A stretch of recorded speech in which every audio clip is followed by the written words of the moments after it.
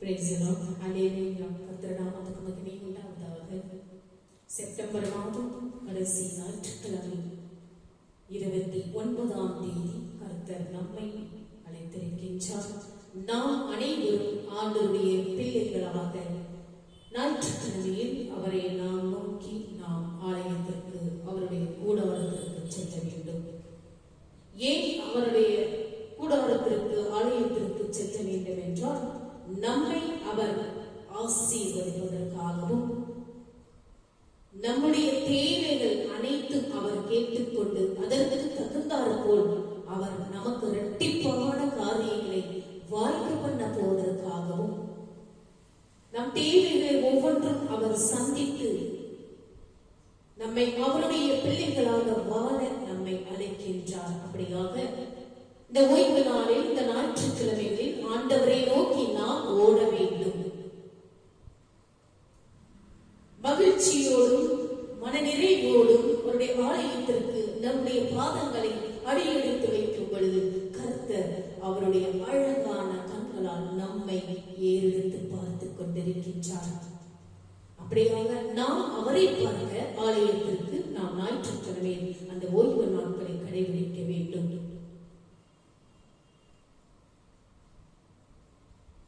நாம் ஒவ்வொருவரும் ஞாயிற்றுக்கிழமையில் கடன் திருநாளாக அதை நாம் ஏற்றுக்கொள்ள வேண்டும். கிறிஸ்தவ பிள்ளைகள் அனைவரும் அப்படியாக அவருடைய திருவிருந்தில் நாம் பங்கு கொள்ள வேண்டும். அவர் திரு உடலையும் அவருடைய திரு ரத்தத்தையும் நாம் சுவைக்க வேண்டும், அருந்த வேண்டும். ஏனென்றால் நாம் அவருடைய திரு உடலையும் திரு ரத்தத்தையும் உட்கொள்ளும் பொழுது நம்மை முழுவதும் அவர் அவருடைய ரத்தத்தால் கழுவி சுத்தப்படுத்தி நம்மை பரிசுத்தப்படுத்துபவர், நம் இதயத்தை தூய்மைப்படுத்துபவர். அப்படியாக நாம் அனைவரும் ஞாயிற்றுக்கிழமையில் அந்த கடன் திருநாளை நாம் கண்டுகளிக்க வேண்டும். நாம் அனைவரும் ஆண்டவருடைய பிள்ளைகள், அதை மறுப்பதற்கு ஒன்றுமில்லை. திருமுழுக்கு ஞானஸ்தானத்தினால் நாம் அனைவரும் ஆண்டவருடைய பிள்ளைகளாக நாம் ஏற்றுக்கொள்ளப்படுகின்றோம். அதனால் தான் இந்த உலகில் வாழும் வரை நாம் அவருடைய பிள்ளைகளாகவும் அவருடைய குடும்பங்களாகவும் நாம் வாழ்ந்து காட்ட வேண்டும் என்று கர்த்தர் உங்களையும் என்னையும் பார்த்து அவளோடு நம்மை காத்துக்கு எதிர்பார்த்து கொண்டிருக்கின்றார். ஞாயிற்றுக்கிழமையில் இந்த கடந்த நாட்களை அவருடைய வார்த்தைகளை கேட்டு அவருடைய திருவிருந்தில் பங்கு கொண்டு அவருடைய ஆசீர்வாதத்தை பெற்றுக் கொள்ள வேண்டும் என்று கர்த்தர் உங்களையும் என்னையும் ஞாயிற்றுக்கிழமையில் நமக்காக காத்துக் கொண்டிருக்கின்றார். நாம் அப்படியாக ஆலயத்திற்கு மன மகிழ்ச்சியோடு சென்று கொண்டிருக்கின்றோமா என்று சிந்தித்து பாருங்கள். இன்றைய நாளில் ஏசாயா 2ஆம் அதிகாரம் 5ஆம் வசனத்தில் இப்படியாக வார்த்தைகள் கொடுத்துக் கொண்டிருக்கின்றன. கர்த்தரின் வெளிச்சத்திலே நடப்போம் வாருங்கள், ஆண்டவருடைய வெளிச்சத்தில் நடப்போம் வாருங்கள், ஆண்டவருடைய பாதையில் நாம் நடப்போம் வாருங்கள், ஆண்டவருடைய பயணத்தில் நாம் நடப்போம் வாருங்கள். ஆண்டவர் கொடுக்கும் ஒவ்வொரு வழியையும் நாம் ஆயத்தமாக இருக்க வேண்டும். அந்த வழியை நாம் கொடுக்க வேண்டும், நாம் அனுபவிக்க வேண்டும் என்றால் நாம் கர்த்தரிடத்தில் ஆயத்தமாக இருக்க வேண்டும், விழித்திருக்க வேண்டும். அவருடைய பிள்ளைகளாக நாம் இந்த உலகில் வாழ வேண்டும் என்றால் அவர்களுக்காக நாம் காத்துக் கொண்டிருக்க வேண்டும். அவர் நமக்கு நம்முடைய வாழ்க்கையை வெளிச்சத்தை கொடுக்கின்றார். எப்படிப்பட்ட வெளிச்சம்? அவருடைய வெளிச்சம், பரிசுத்தமான அந்த ஒளி நம்முடைய வாழ்க்கை பாதையை கொடுத்து கொண்டிருக்கின்றார். அதனால்தான் இந்த ஏசாயா 3ஆம் அதிகாரம் 5ஆம் வசனத்தில் என்னுடைய வெளிச்சத்திலே நடங்கள் வாருங்கள் என்று கூறுகிறார். வாருங்கள், என்னுடைய வெளிச்சத்திலே நடங்கள் என்று கூறுகிறார். வாருங்கள், நாம் அனைவரும் கிறிஸ்தவ பிள்ளைகள் அனைவரும் அவருடைய வெளிச்சத்திலே, கர்த்தரின் வெளிச்சத்திலே, ஆண்டவருடைய பாதையிலே, ஆண்டவருடைய ஒளியிலே நாம் நடப்போம் என்று கர்த்தர் உங்களையும் என்னையும் பார்த்து அழைத்திருக்கின்றார். தேவனுடைய பிள்ளைகளே வாருங்கள், கர்த்தருடைய வெளிச்சத்தில் நடப்போம் என்று இன்று நான் உங்களை அழைக்கிறேன். என்னுடைய பிள்ளைகளே, என்னுடைய குடும்ப பிள்ளைகளே வாருங்கள், என்னுடைய வெளிச்சத்திலே நீங்கள் நடங்கள் என்று கர்த்தர் கூப்பிடுகிறார். நாம் எதிர்கொண்டிருக்கிற அனைத்து இருளுகளும், எதிர்மறையான காரியங்களும், அவநம்பிக்கையும் கர்த்தருடைய மகிமையான நாமத்தில் நம்மை விட்டு நீங்கி போகும் என்று விசுவாசிக்க பழக வேண்டும். தேவனுடைய வெளிச்சம் உங்கள் வாழ்விலும் என்னுடைய வாழ்விலும் உங்கள் இதயத்திலும் என்னுடைய வெள்ளம் போல பெருக கடவதாக. தேவனுடைய ஒளி உங்கள் மீதும் என்னுடைய மீதும் பிரகாசிப்பதினால் நீங்களும் நானும் வாழ்விலும் ஊழியத்திலும் வலுவாக உறுதியாக இருக்க முடியும் என்று கர்த்தர் சொல்லுகிறார். அப்படியாக நாம் அவருடைய வெளிச்சத்தில் நாம் பயணிக்க வேண்டும். கர்த்தரை நோக்கி ஜெபியுங்கள். என் அன்புள்ள ஆண்டவரே, உமது வெளிச்சத்தில் உமது சகாயத்தினால் வாழ்க்கையின் பாதையில் நடக்க நான் இன்று தீர்மானம் செய்கிறேன். நான் உமது ஒளியில் நடப்பதன் மூலமாக என்னை சுற்றியுள்ள உலகிற்கு உமது ஒளியை கொண்டு செல்லும் ஒரு கருவியாக மாற என்னை அர்ப்பணிக்கிறேன் இந்த நாளில் என்று நீங்களும் நானும் கர்த்தரிடத்தில் இப்படியாக நாம் மண்டியிட்டு நாம் ஜெபிப்போமாக. இந்த நேரத்தில் நாம் அனைவரும் ஆண்டவரை நோக்கி நாம் உள்ளத்தின் ஆழத்திலிருந்து அவரை துதித்து நாம் பாடுவோமாக.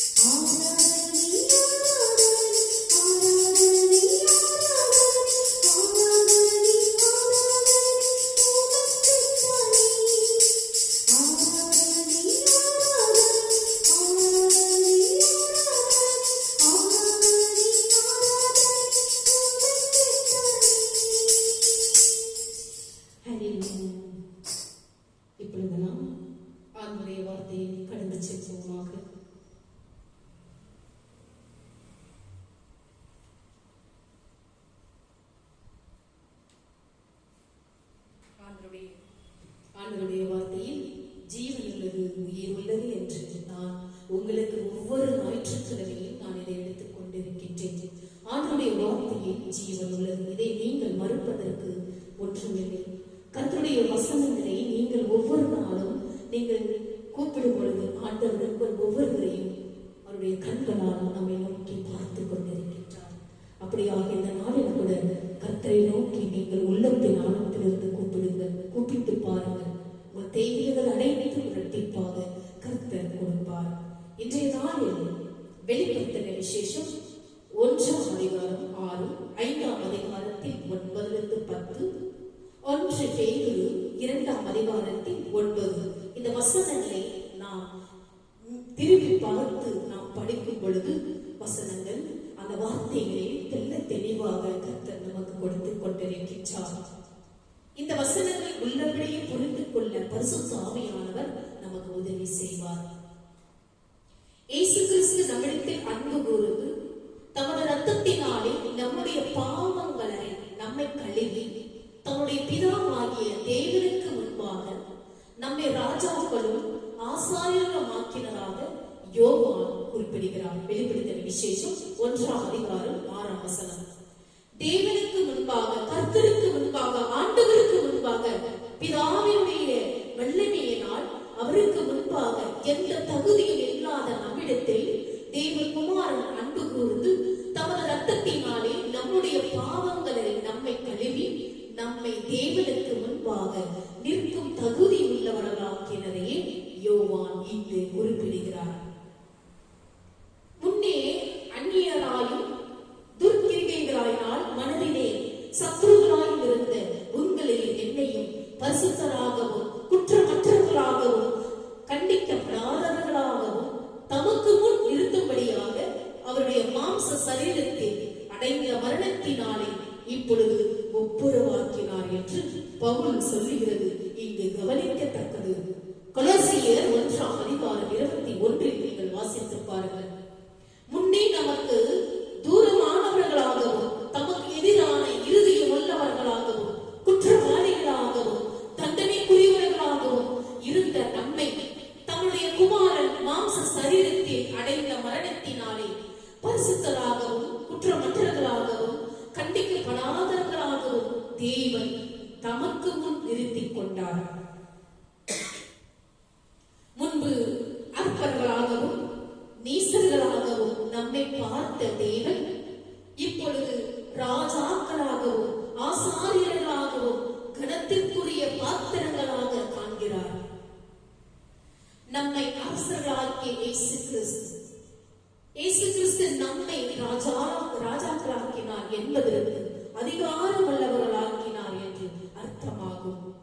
அசுத்த ஆவிகளை துரத்தவும் சகல வியாதிகளையும் சகல நோய்களையும் நீக்கவும் அதிகாரமுள்ள ராஜாக்களாக தேவன் நம்மை நியமித்திருக்கிறார். மத்தேயு 10:1 வாசித்து பாருங்கள், தெரியும். இயேசுவின் நாமத்தினாலே பிசாசுகளை துரத்தவும் நவமான பாஷைகளை பேசவும் சர்ப்பங்களை எடுக்கவும் சாவுக்கு ஏதுவான யாதொன்றை எதிர்பாராமல் குடித்தாலும் சேதப்படாதிருக்கவும் வியாதிஸ்தர் மேல் கைகளை வைத்து அவர்களை சொஸ்தமாக்கவும் அதிகாரமுள்ள அரசர்களாக தேவன் நம்மை மாற்றி இருக்கிறார். மார்க்கு 16:17-18 வாசித்து பாருங்கள், புரியும். உலக பிரகாரமான எந்த ராஜாவுக்கும் பிரபுவுக்கும் ஐஸ்வர்யவானுக்கும் தேவன் மேற்காணும் அதிகாரங்களை அளிக்கவில்லை.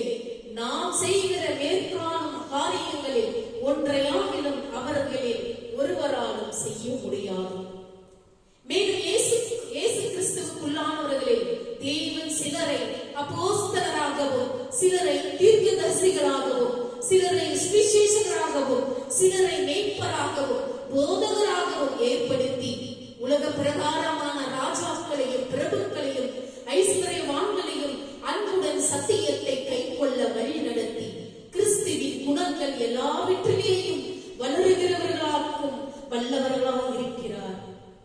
எபேசியர் 4:13-15 நீங்கள் வாசித்து பாருங்கள்.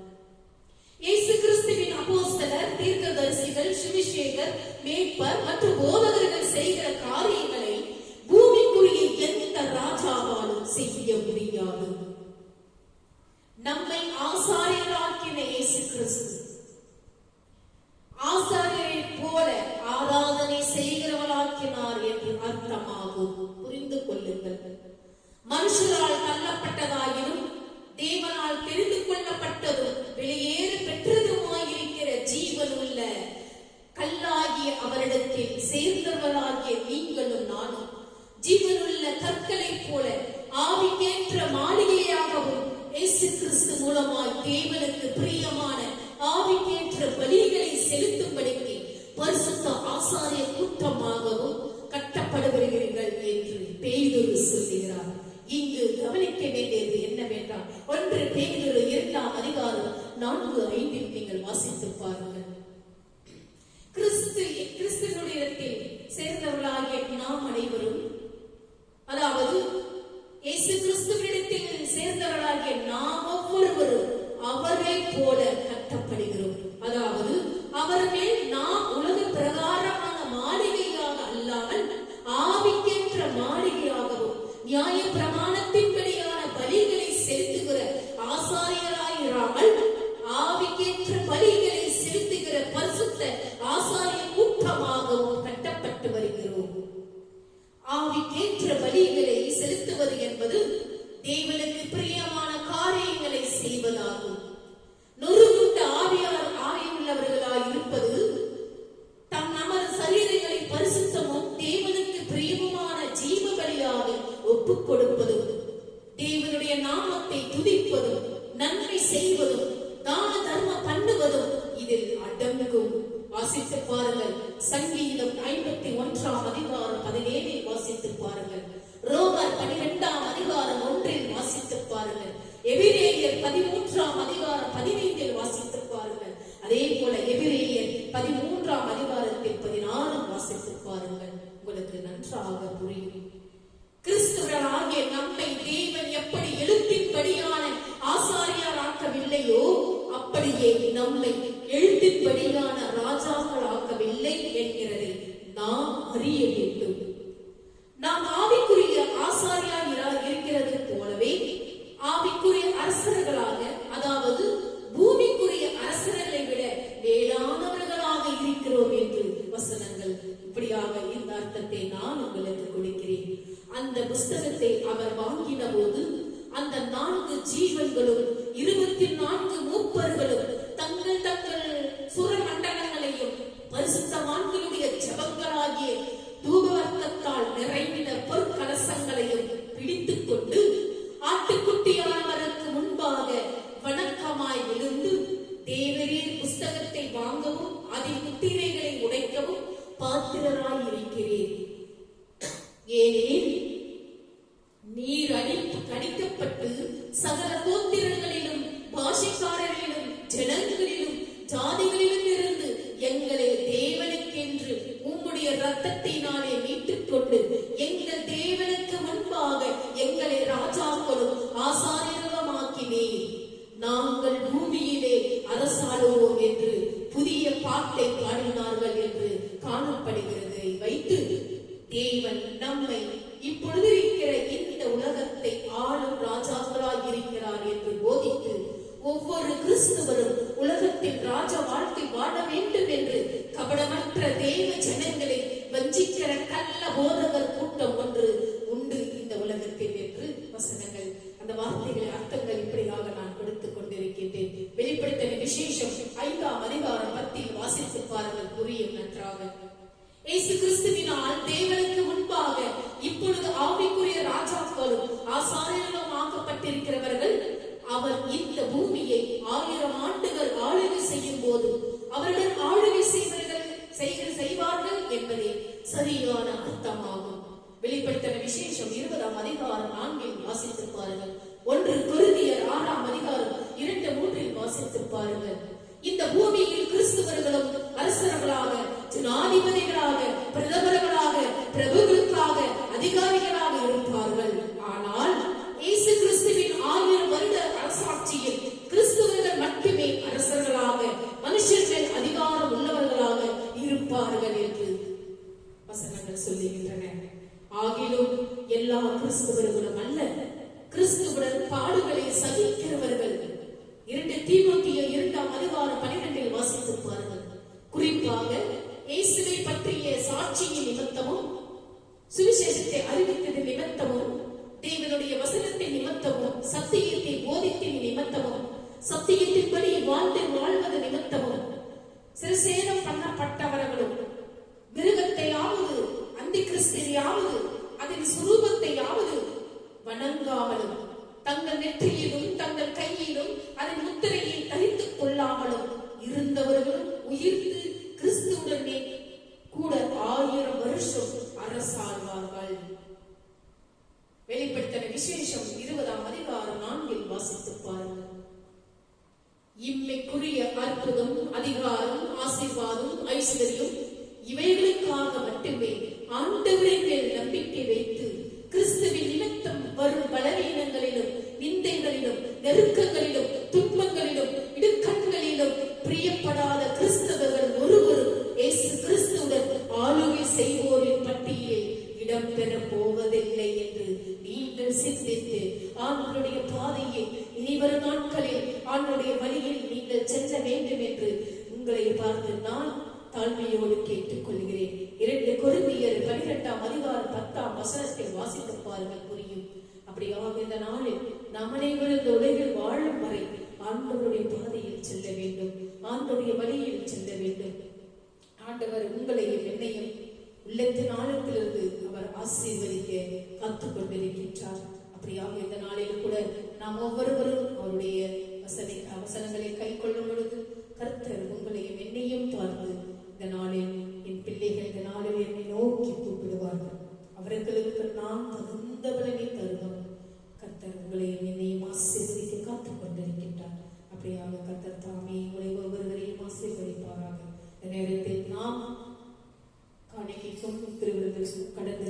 ஜெபிப்போமாக.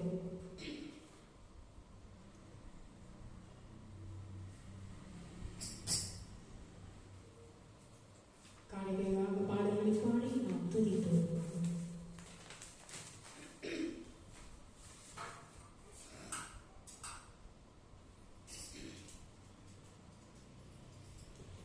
என் நம்பிக்கை உமக்கு ஸ்தோத்திரம், என் புகலிடமே உமக்கு ஸ்தோத்திரம். என் நம்பிக்கை உமக்கு ஸ்தோத்திரம், என் புகலிடமே உமக்கு ஸ்தோத்திரம். என் நம்பிக்கை உமக்கு ஸ்தோத்திரம், என் புகலிடமே உமக்கு ஸ்தோத்திரம்.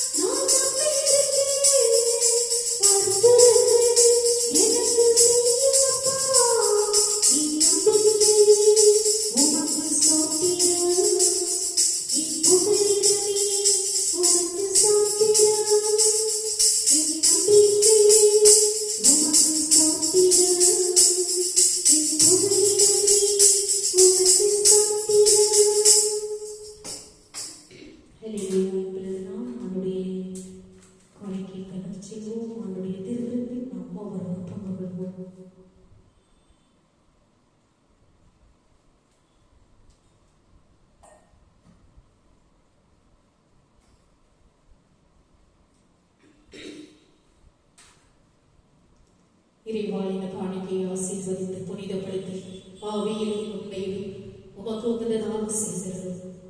இவ்வாறு உம்முடைய அன்பு திருமகனும் எங்கள் ஆண்டவருமான இயேசு கிறிஸ்துவின் திருவுடலாகவும் இரத்தமாகவும் இக்காணிக்கை மாறுவதாக. அவர் தாம் பாடுபடுவதற்கு முந்தின நாள் வணக்கத்துக்குரிய தம் திருக்கைகளில் அப்பத்தை எடுத்து வானோக்கி கண்களில் உயர்த்தி எல்லாம் வல்ல இறைவனும் தம் தந்தையும் ஆகிய உமக்கு நன்றி செலுத்தி வாழ்த்துரைத்து அப்பத்தை பிட்டு தம் சீடர்களுக்கு அளித்து அவர் கூறியதாக, அனைவரும் இதை வாங்கி கொண்டுங்கள், ஏனெனில் இது உங்களுக்காக கையளிக்கப்படும் என் உடல் என்றார்.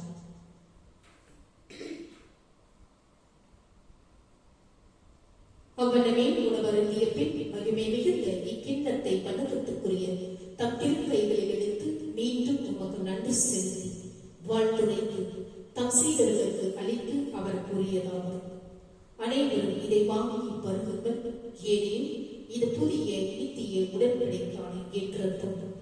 இது பாவ மன்னிப்புக்கேற்று உங்களுக்காகவும் எல்லாருக்காகவும் சிந்தப்படும்.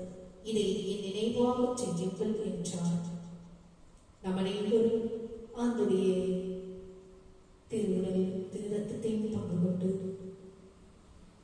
நம்மை அவர் பாவத்திலிருந்து விலக்கி ஒவ்வொரு நாளும் அவருடைய பிள்ளைகளாக குடும்பமாக வாழ நமக்காக அவர் காத்துக் கொண்டிருக்கின்றார். பிரியாக நம் அனைவரும் உள்ளத்தின் ஆழத்திலிருந்து அவரை கூப்பிட்டு அவருடைய திருவிருந்தில் நாம் பங்கு கொள்வோமாக.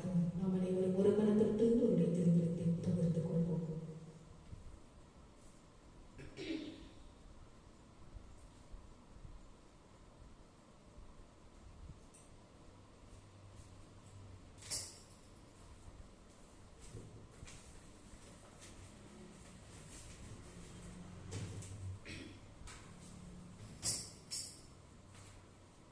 கடைசியாக நாம் அனைவரும் நன்றியோடு பாடல்களை பாடி துதித்து கடைசியாக அவருடைய ஆசீர்வாதத்தை முழுவதோடு பெற்றுக்கொள்ள கர்த்தர் தாமே உங்களை அழைத்திருக்கின்றார்.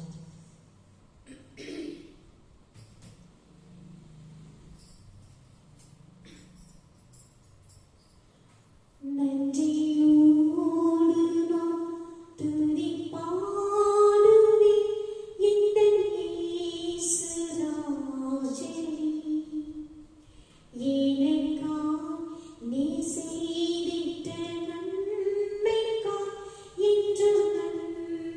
கூறுவே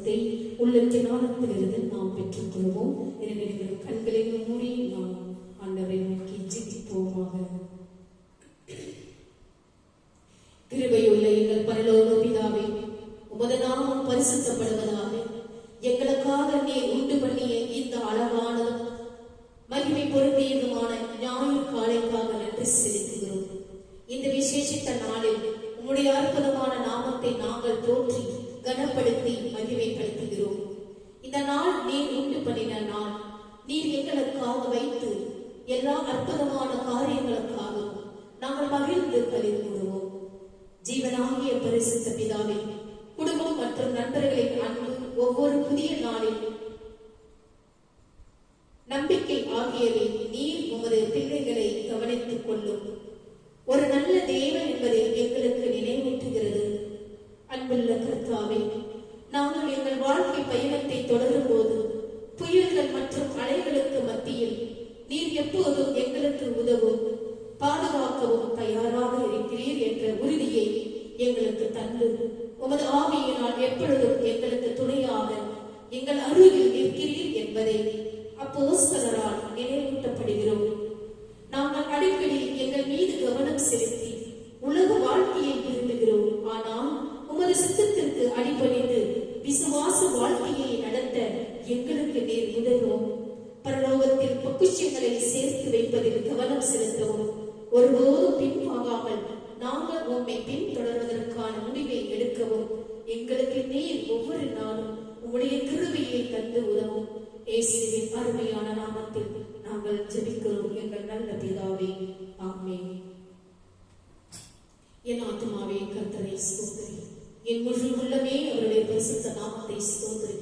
என் ஆத்துமாவே கர்த்தரை ஸ்தோத்திரி, அவர் செய்த சகல உபகாரங்களை மறவாதே. நம் அனைவரும் தலைவணங்கி கண்களை மூடி அவருடைய ஆசீர்வாதத்தை பெற்றுக் கொள்வோமாக.